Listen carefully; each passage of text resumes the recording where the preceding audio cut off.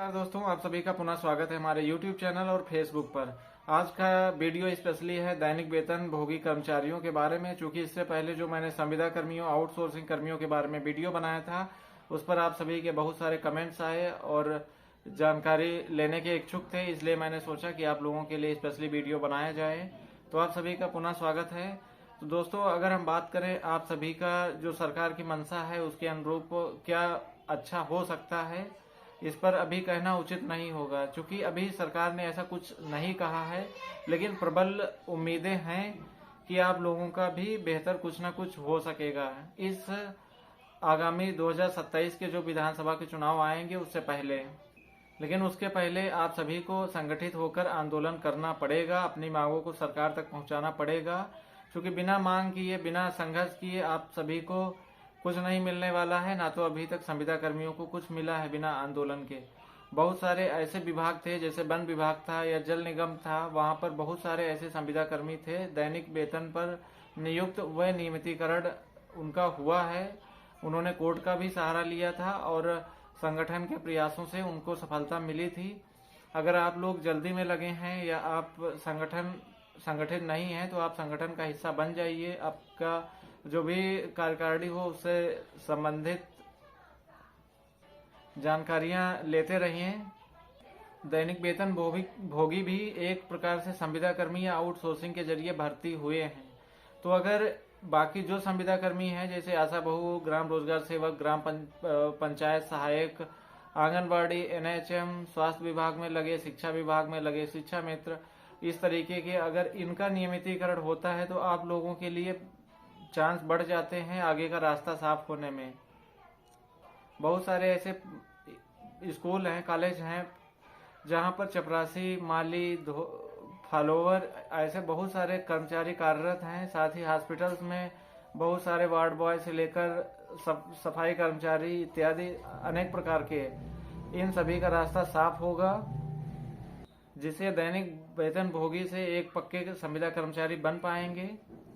कई संगठन कोर्ट का रुख लिए थे और कोर्ट के स्पष्ट निर्देश भी जारी हुए थे इनके हक में, पक्ष में। उसकी बहुत सारी प्रतियां हैं सभी संगठनों के पास। अगर आप लोग फिर से उन पर अपील करना चाहते हैं या उनका आधार बनाकर अपनी मांगे सरकार तक पहुंचाना चाहते हैं, तो आप अपने संगठनों से ले सकते हैं। अगर नहीं संगठन के पास हैं तो आप कमेंट बॉक्स में कमेंट करिए, हम आपको किसी न किसी माध्यम से उपलब्ध करा देंगे।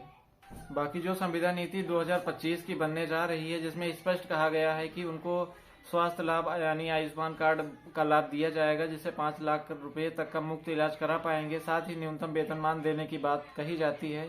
अगर नए सेम पोस्ट पे, सेम पद पे, सेम संविदा कर्मचारी को नियुक्त किया जाता है, उसको वो फैसिलिटी दी जाती है जो नई संविदा नीति के तहत मिलने वाली हैं, तो आप लोगों को वैसे ही उन सुविधाओं से लाभान्वित करना पड़ेगा सरकार को, क्योंकि सेम पद पर अलग अलग फैसिलिटी कोई भी सरकार या संगठन या कोई भी एजेंसी नहीं करा सकती। ऐसी भेदभावपूर्ण नीतियां नहीं लागू हो सकती हैं सेम पोस्ट पे संविदा कर्मियों के लिए। इसलिए आप लोग निश्चिंत रहिए, संघर्ष करते रहिए अपने स्तर से, और सकारात्मक ऊर्जा और सकारात्मक सोच के साथ अपने कार्यों का निर्वहन करते रहें। सरकार को भली भांति और ज्ञान है आप लोगों की संख्या बल का और आप लोगों की कार्य क्षमता का। साथ ही आगामी चुनाव में आप लोगों के योगदान और सहयोग से सरकार पर क्या प्रभाव पड़ सकता है चुनावी दौर में, इन सबको ध्यान में रखते हुए माननीय योगी आदित्यनाथ महाराज ने 2 बार घोषणा कर ही दी है। तो आने वाले समय में आप लोगों का बेहतर भविष्य हो सकता है। ये पॉजिटिव एनर्जी, सोच आप जरूर डेवलप करके रखें। जिन विभागों में संविदा कर्मियों को समायोजित किया गया है, उनमें सबसे ज्यादा संख्या है सिंचाई विभाग और वन विभाग की।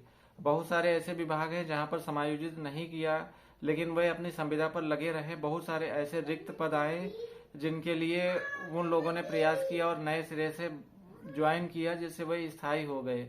तो अगर आप किसी विभाग का हिस्सा बने हुए हैं, वहां पर कार्य कर रहे हैं, तो आपको उस विभाग के बारे में अच्छी जानकारी मिल जाती है। साथ ही कब वैकेंसी आती हैं, इन सारी चीजों का डिटेल भी आपके पास रहता है। तो इसलिए आपके पास बहुत सारे स्वर्णिम अवसर आएंगे। आप इस संविदा नौकरी में भले ही अच्छा जीवन यापन नहीं कर पाए हैं, अपनी आर्थिक स्थिति सुधार नहीं पाए हैं, लेकिन आने वाले समय में अगर संविदा नीति लागू हुई तो आप लोगों का बेहतर भविष्य हो सकता है। साथ ही अगर इस तरीके की कोई वैकेंसी आती है जहां पर आप इससे बेहतर कर सकते हैं तो आप वहां पर जरूर ट्राई करिएगा। बाकी अगर आप लोगों के मन में कोई सवाल है या किसी विशेष चीज के बारे में आप लोग जानकारी लेना चाहते हैं तो आप लोग कमेंट जरूर करिए, ताकि हम उस पर रिसर्च कर सकें और बेहतर से बेहतर जानकारियां उपलब्ध कर सकें। फिर वो आप लोगों को सॉर्ट आउट करके शॉर्ट में सही जानकारियां आप लोगों तक पहुंचा सकें।